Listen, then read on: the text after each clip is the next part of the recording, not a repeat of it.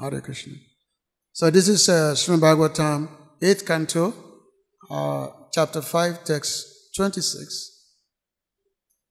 This is regarding the subject of how the demigods, they lost everything. They were defeated by the demons, and then they lost everything. So, the only recourse for them is to approach the Supreme Lord. This whole chapter of the Bhagavatam, this chapter 6, chapter 5, and the following subsequent chapters, it gives us so many lessons. However, the most important is that how did the demigods, how they came to this situation whereby they lost everything. After all, the demigods, they are the lost servants. They are Krishna devotees. They are actually devotees. But of course, they are mixed devotees. Normally, you become a demigod after the performance of so many pious activities. When one becomes it's only a qualified person that gets selected to be a demigod, which means one is a devotee, but materialistic devotees, not pure devotees. So the materialistic devotees, they get a chance to become demigods in their next life, and then after that, then they can get a chance to become, pure devotees. Now, what so happened is that because being a demigod, it gives one the extraordinary material attributes, and especially opulence. So, we know that Indra, who is in charge of this, is in charge of this planet, this universe below the Mahaloka. So Indra is in charge. So Indra is extraordinarily well off. He has everything.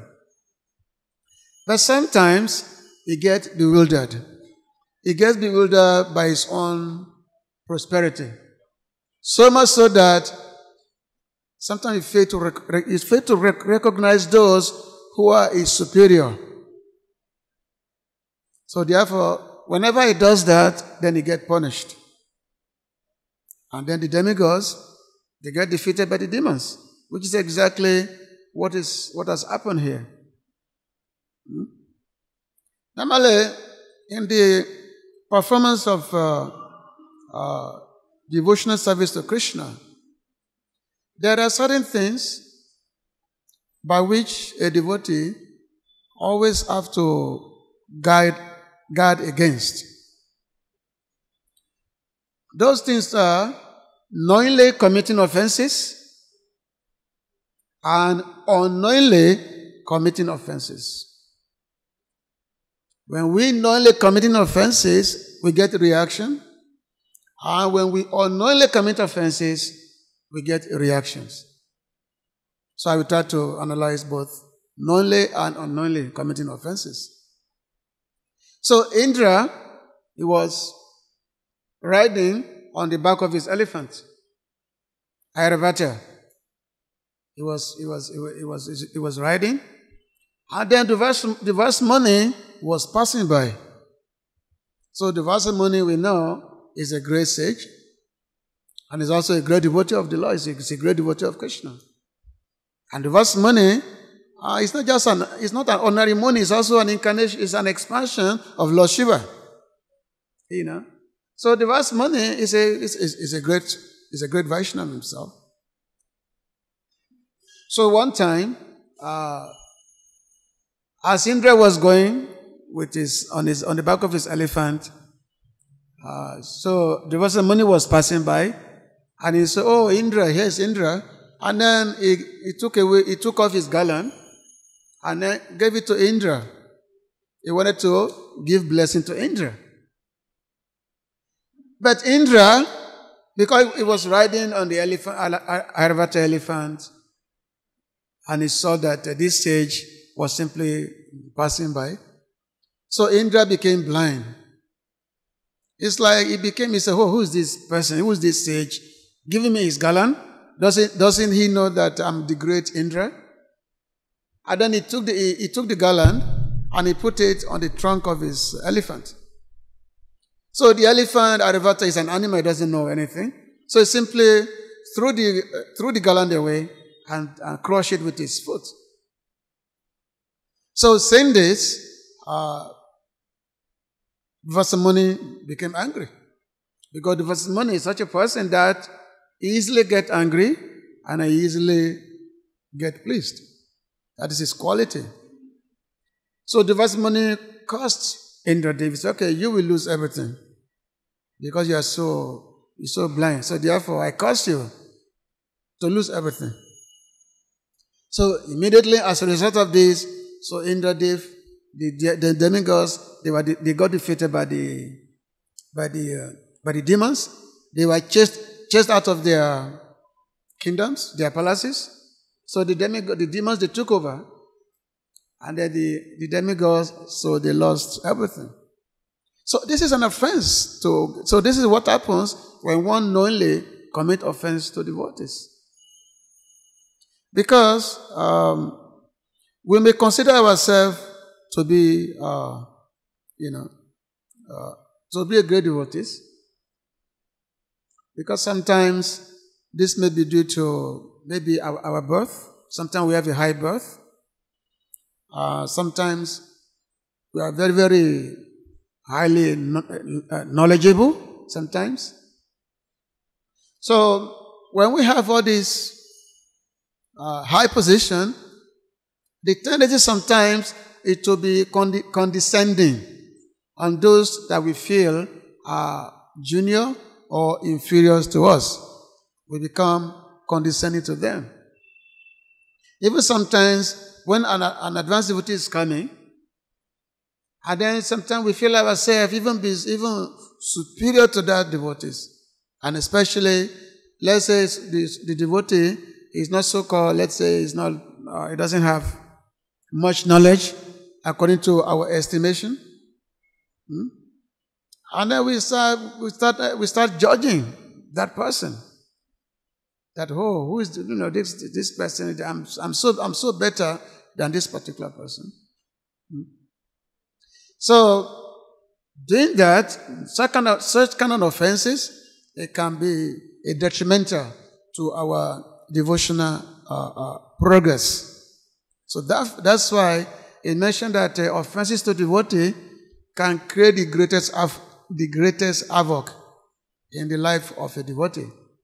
It's called the mad elephant offense. Atimata. If there's a mad elephant, you can trample the whole garden, destroy everything. If an elephant becomes mad, so basically you have to stay away from such an elephant. So if you're a devotee, if one commits offenses to devotees, what happens is that either by words or by thoughts or by physical action, because there are different ways by which you can commit offenses. Just by thinking about it, that we are so and so, and this person is so and so, we get reaction to that. Which means whatever devotional kripa, whatever progress we have accumulated, that progress can be eliminated. And of course, when we read throughout the scriptures, there are so many analyses of this throughout the scriptures. And also, sometimes there can be some offense that may be committed unknowingly. This has to be sometimes we may do something due to, it's not our intention to do it, but somehow these particular activities translated to be offense to other devotees. This also can have some kind of disturbance to our devotional progress. If I just give an example, so there was one time in Vrindavan, Srila Rupa Goswami, who is Param Vaishnava, great Vaishnava, great associate of Sri Chaitanya Prabhu. Srila Rupa Goswami, normally, every day he does his bhajan, he does his Lila Smaranam, and when doing Lila Smaranam, he sings the Krishna's Lila, he sings Krishna pastimes. Normally the great advanced devotees, that's what they do. When they are in deep bhajan, they can actually see what is going on in the spiritual world. So there was one time, Srila Rupa Goswami, he was up in his internal swarup, in his internal lila, internal form. He was observing the pastime. He was seeing the pastime that was going on between Krishna and the gopis. At one particular pastime, Rupa Goswami, as he was observing this, so he was laughing because it was such a sweet pastime. So Rupa Goswami was laughing. That time he was at this Bhajan Kunti. So when Rupa Goswami was laughing, it so happened that there was one Vaishnava who was passing by. And this Vaishnava, he had some kind of a deformity in his body. He had a deformity. So when Rupa Goswami was laughing, so this Vaishnava thought that Rupa Goswami was laughing at him because of his deformity. So this Vaishnava became offended, and then he walked away. So you can see. Of course, Rupa Goswami will never, be offensive to anybody. But this is what happened. So, the next day, Rupa Goswami was doing his bhajan, trying to do Lila Smaranam as before, as he does every day. But this particular day, he was not getting any Lila. He was not, he could not get any Lila. He could not get anything. So he was wondering that what is going on? How come I'm not unable to visualize any Lila today? Then he asked his brother, Sanatana Goswami, that I'm unable to have any Lila. I can't see anything today. What's happening? Is there anything wrong with my bhajan? And Sanatana Goswami asked him that, did you offend any Vaishnava? He said, no, I don't know. You know me very well. I can't offend any Vaishnava. To me, every Vaishnava is worshipable, irrespective of either high or low. So I cannot offend any Vaishnava. So Sanatana Goswami said, okay, maybe somebody is displeased by your action. So let's have a Vaishnava festival and invite all the Vaishnava. Maybe one person who may not come, maybe that person has been offended. So the next day, they had a Bhojan, a Vaishnava Bhojan, Prashad, for the Vaishnava. So they invited everyone. Only one particular Vaishnava did not come. So they found out, and then they went to find out from this person what happened. How come he didn't come for the invitation? So this Vaishnava said that the previous day he was coming, and he saw that Rupa Goswami was laughing at him. So maybe because of his deformity in his body, so maybe they saw that Rupa Goswami was laughing at him. And Sanatana Goswami explained to him that no, Rupa Goswami was simply in the Lila. He was not laughing at you. It's not possible for him to be laughing at you. So he did not even know that you were passing by. So this person became pacified that way. So, and then the next day, so his Lila continued as before, his Smaranam continued as before. So, sometimes we find that the great devotees, even sometimes they get affected by some offenses, some reaction, which may be considered offenses, even though it may not be intentional. That's why it mentioned that one has to be extremely careful in the performance of bhakti, that one should not, on any intention whatsoever, be blaspheming to the devotees. If one guard against that, then there can always be there have been no impediment on the performance of devotional service. So this is what happened to the demigods. They were offensive to great Vaishnavas, like the worst money, and then they get reaction to that. And therefore, they lost everything. So we should not bring ourselves to that position. So I need to stop on this one because I really want to talk about the Hare Panchami. So Hare Panchami, normally 4 days after the Rath Yatra is the Hare Panchami. Pancham, which made the 5th day. So today is, so the Rath Yatra was on Sunday. So 5 days ago was the Rath Yatra. So today is when Lakshmi Devi, she could no longer tolerate the absence of Jagannath Dev in Srimad. She could no longer tolerate that. So this discussion is going on here in the Chaitanya Charitamrita. It's very, very interesting. It's very, very interesting, and especially the conversation between Chaitanya Mahaprabhu and Swarup Damodara. Very, very interesting about the nature of love of Krishna, nature of love. Okay. Koyara Panchami Obe Lakshmi Rabijaya Acher Savakara Yena Kabunai Hoi. This is Maharaj Prataparudra. He was speaking with Kasi Mishra.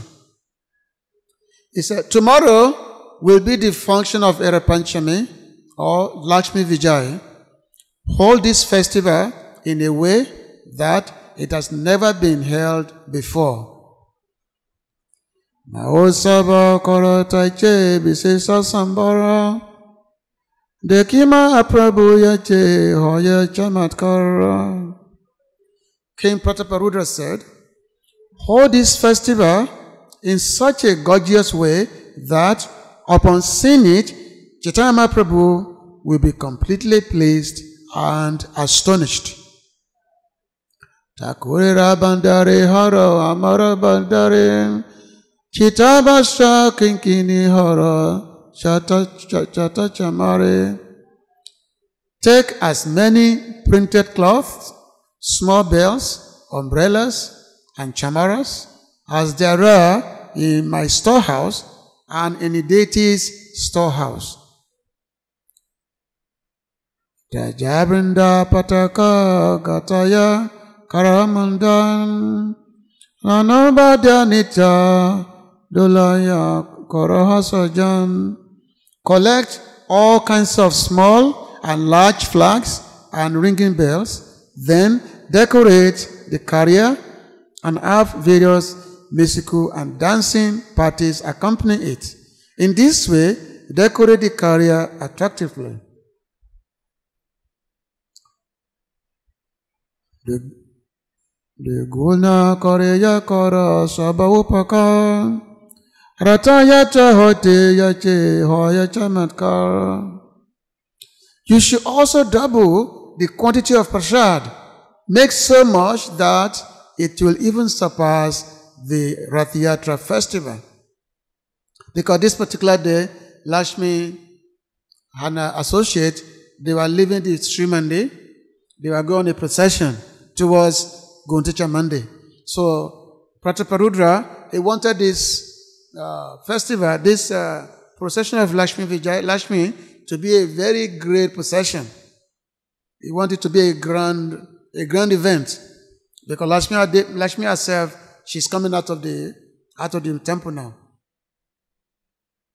Sheta Korea Prabhu Lana Bhaktagan Swachande Asya Yache Korina Dasan. Arrange the festival in such a way that Sri Chaitanya Mahaprabhu may freely go with his devotees to visit the deity without difficulty. Pratakoli Mahaprabhu ni Jagana Lana Jagana Tada Sankoila Sandachale Yan. In the morning, Sri Chaitanya Mahaprabhu took his personal associates with him to see Lord Jagannath at Sundarachala. So Sundarachala is the Gundicha temple. Because Jagannath came from his temple. It's called a Srimad, and then he went on the procession to Sundarachala, which is the Gundicha temple. And Gundicha Mandi is considered to be Vrindavan. Why Srimandi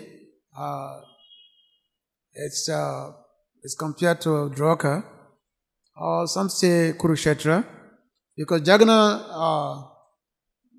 Rath Yatra is that the gopis, the Brajavasis, they saw Krishna in Kurukshetra, and then they told him that, our dear Krishna, yes, we have performed so many pastimes with you, but these pastimes, it's only possible only if you go to Vrindavan. Because after all, even though you are the same Krishna and we are the same gopis, but first of all, you are dressed in a kingly attire. You are dressed as a monarch. And also here in this place, there is no Yamuna river here. There are no cows here. There's no, no Sevakonch, no, Talavan, Madhuban, all these, there's no Giriraj here, So therefore, this is not a convenient place for us to enjoy our pastimes. So therefore, let us go to Vrindavan. So the gopis, they take the reins of the Krishna's chariot, and then they were taking him to Vrindavan. They want to enjoy with Krishna as before. So it's very, very, of course, very, very interesting pastimes. So Rath Yatra means taking Krishna to his natural abode, to Vrindavan. So, and then, Kasimi Sapabure Bahu Adara Korean Swagna Saha Boilostane Vasila Lana. Kasi Mishra received Chaitanya Mahaprabhu with great respect, and taking the Lord and his associates on a very nice place, he had them seated. After taking his seat, Sri Chaitanya Mahaprabhu wanted to hear about a particular mellow of devotional service. Therefore, mildly smiling, he began to question Swarup Damodara.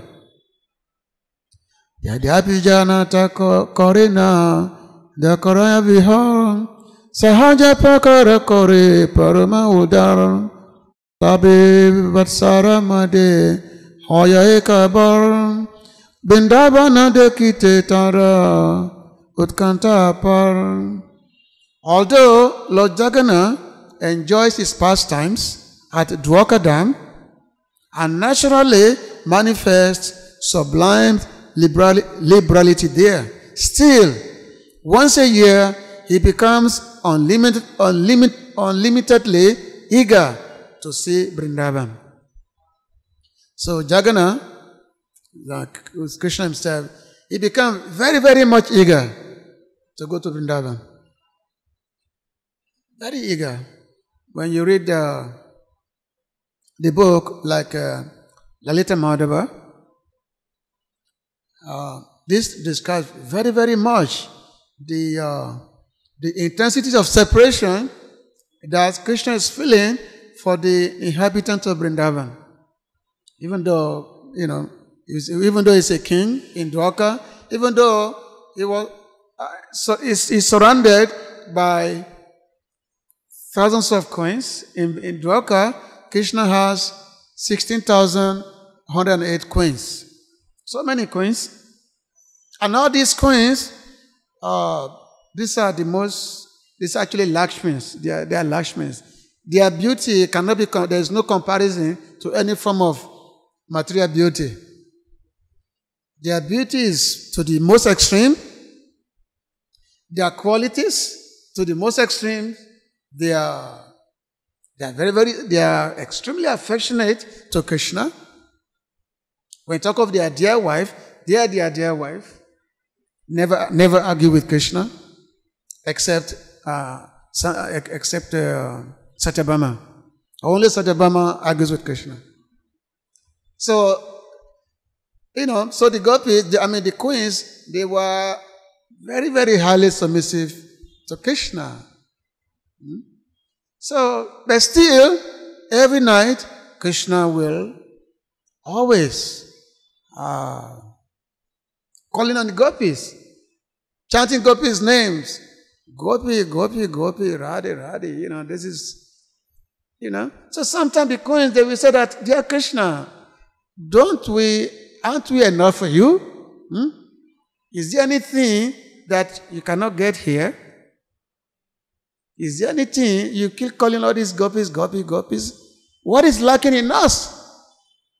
What is it that you don't find in us that you find in these Brajat gopis? This is the concern of the queens. So Krishna will say, well, you can't understand. You can't understand. You can't understand the love of Brajat gopis. You can't understand their love. So the queen will say, what is it that we can't understand? Tell us. What can we not understand? Well, Krishna said, well, there is one thing. Sometimes in the middle of the night, I'll be playing my flute. And when I play my flute, the gopis will just run out of their house. And they will give up everything irrespective of what they are doing. Either they are with their husband, or they have their children, or their relatives. They will just abandon everything. In the middle of the night, they will just run to come and meet me in the forest. And the Krishna will ask them that, can you do this? So the queen says, of course we can do the same thing. We can do it. Why don't you go and play your flute? And then you will say that we will come and meet you in the middle of the night. We can do the same thing.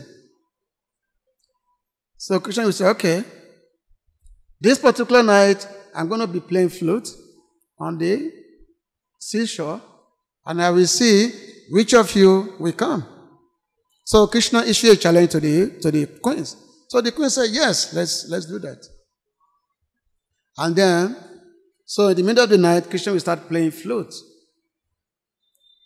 Now, as he was playing his flute, so the queens, they will try to go to Krishna. But at the same time, because they are respectable queens, they're not just, these are queens. So they have to dress themselves very, very nicely. Decorate themselves nicely because they are going to meet their husband. Nice decoration, which takes, some of us are also that we know that if you want to go somewhere with your wife, she takes so much time in decorating herself. So we get frustrated. That's why many times we rather travel without them. Because they just take time for everything. So the gopis, they are taking so much time, not the gopis, the queens, taking so much time decorating themselves. And after finish their decoration, they wanted to go out of the palace. In the meanwhile, all the elderly persons, like the fathers, the mothers, they saw the gopis and the queens. They asked them, where are you going? Where are you going in the middle of the night?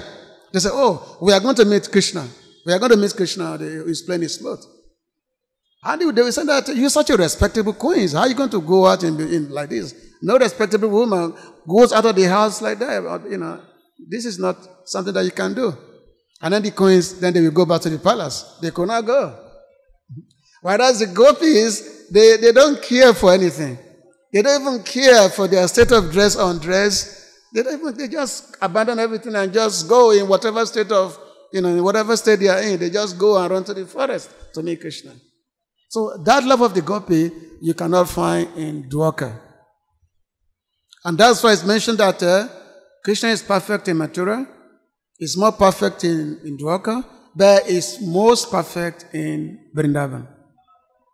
And that's why the love of Krishna, the love that the gopis have for Krishna, there's no comparison to it. And that's why Mahaprabhu, he taught that, he said that if you want to render service to Krishna, if you want to serve Krishna, then we have to follow the footsteps of the Brajabasi. So, I'll keep reading here. I know we don't have so much time. Vrindavana samoi upavana gana tahadaki bare utkanta hoir mana. Pointing out the neighboring gardens, Sri Chaitanya Prabhu said, all these gardens exactly resemble Vrindavan. Therefore, Lord Jagannath is very eager to see them again. Bahera hoite kore ratayatra chala sundra chala yahu Prabhu chadini chatnila chala.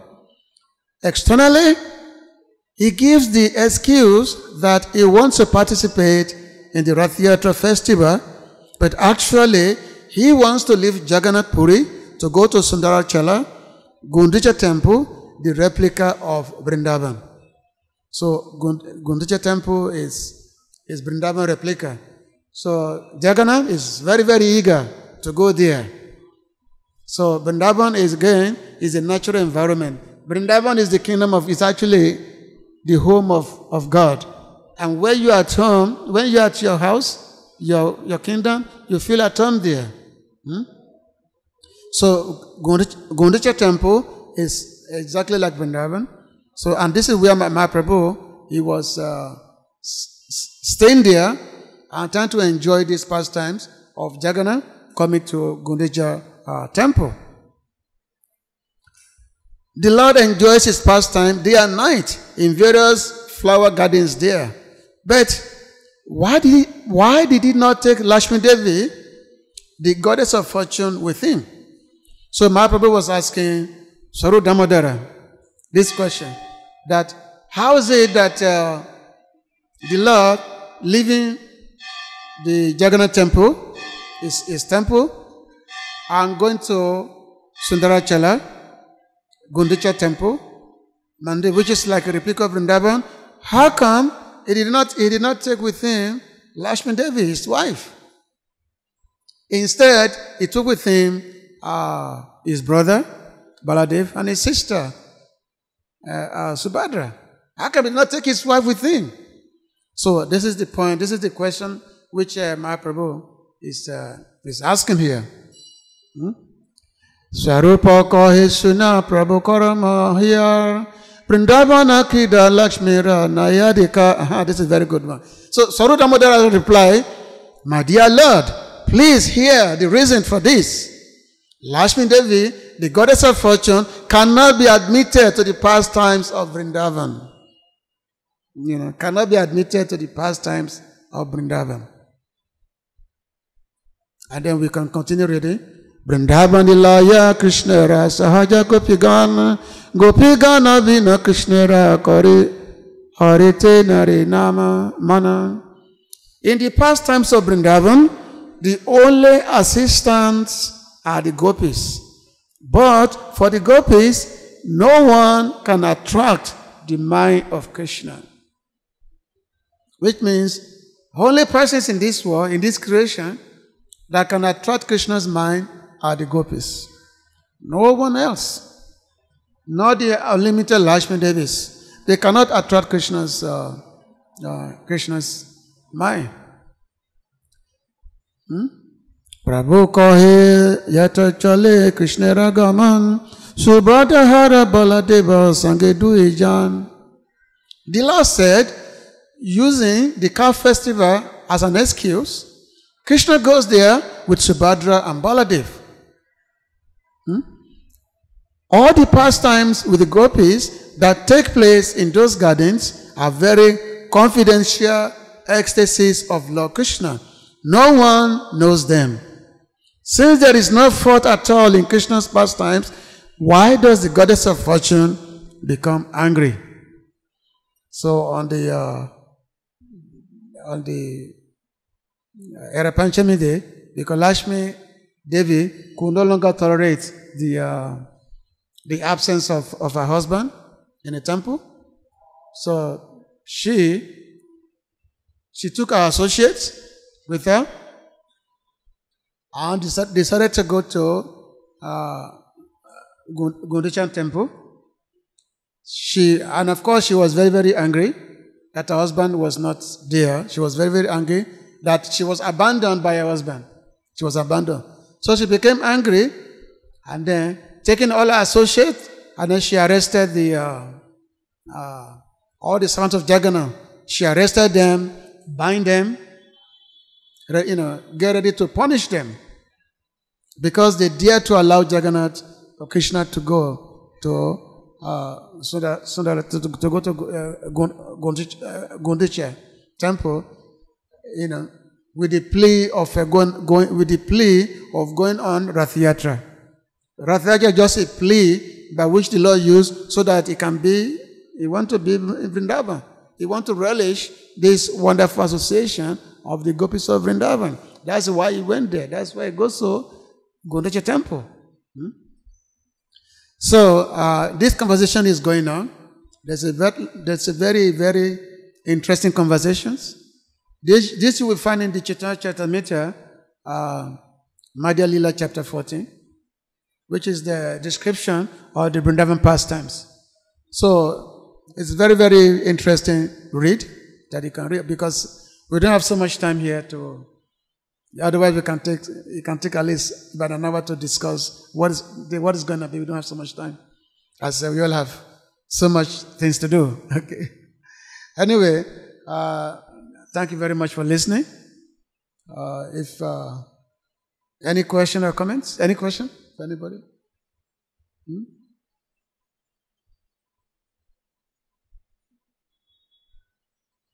Good discussion. Somebody want to ask a question at the back? Is it? Okay, everybody's hungry after 9 o'clock. Okay, thank you very much. Grant Rashmi Bhagavatam ki, Srila Prabhupada ki, Sri Gauranga Mahaprabhu ki, Gopi Manande, Hare Krishna.